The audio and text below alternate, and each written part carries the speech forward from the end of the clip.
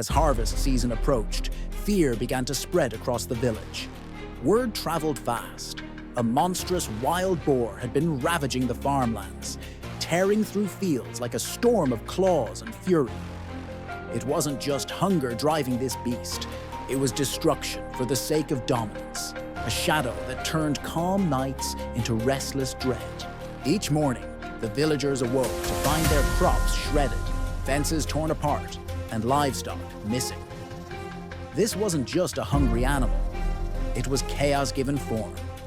A living nightmare that threatened every grain of rice and every drop of sweat sown into the soil. When the call for help came, we didn't hesitate. This was no ordinary hunt. It was a battle to protect a way of life.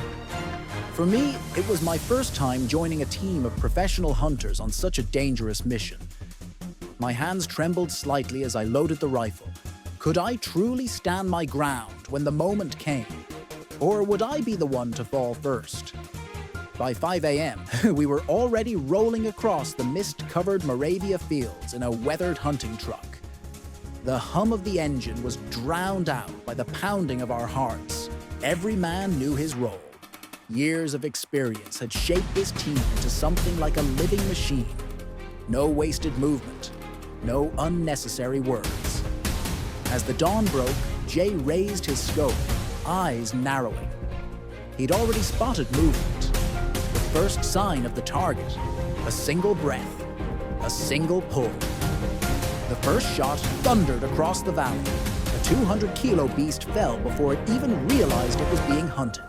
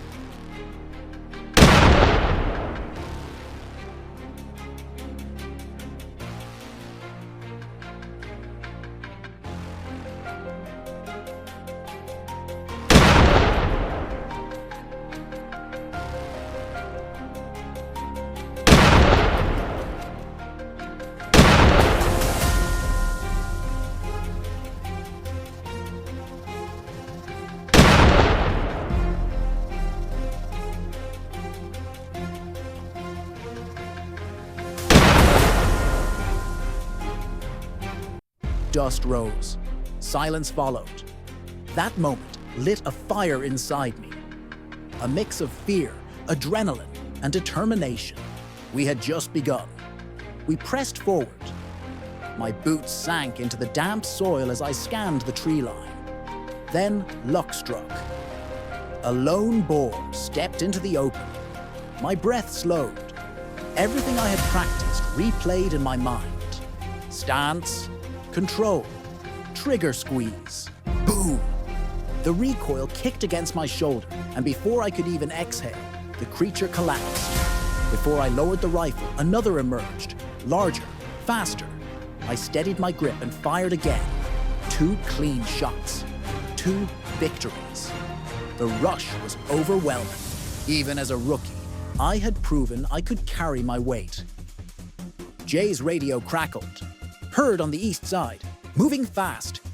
He was already sprinting through the tall grass. Within seconds, he opened fire, his rhythm near perfect. One by one, the wild invaders dropped, their rampage cut short. For a brief moment, the field was quiet again. But we all knew that peace in this war was temporary. Then came the heat. The morning sun climbed high, and the land shimmered. Sweat burned my eyes, but I didn't dare blink. Suddenly, the ground, ahead erupted, A herd of boars, a dozen strong, charging in chaos. I lifted my rifle, fired, missed. The thunder of their hooves shook the air.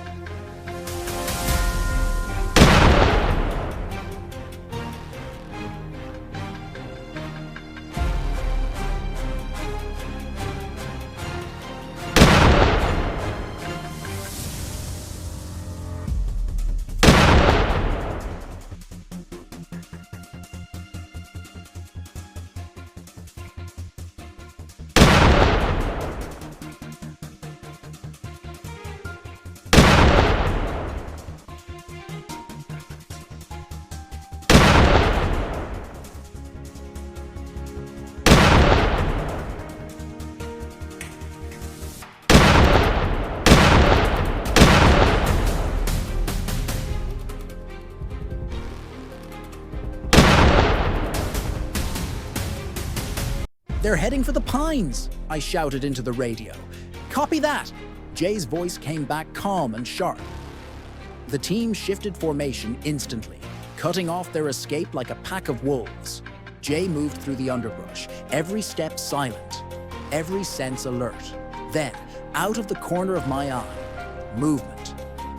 He spotted the lead boar and fired a single, perfect shot. The beast dropped. The rest scattered into confusion. It was over before it began. Jay pressed deeper, relentless. He knew stragglers meant destruction waiting to happen. Within minutes, the forest echoed again.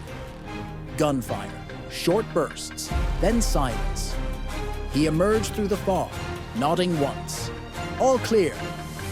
By evening, we regrouped. The villagers waited at the edge of the field, eyes filled with hope and disbelief. For the first time in weeks, they could breathe again. Children ran to greet us, their laughter breaking through the heavy air. But deep inside, I knew this wasn't the end. For every boar we stopped, another lurked somewhere in the distance. Weeks later, I returned to my grandmother's land, the same soil where I once played as a child. What I saw turned my stomach. Acres of rice flattened, barns collapsed. It looked like a battlefield. No storm could have done this. Only the wild beasts. "He came last night," Grandma whispered. "We couldn't do anything."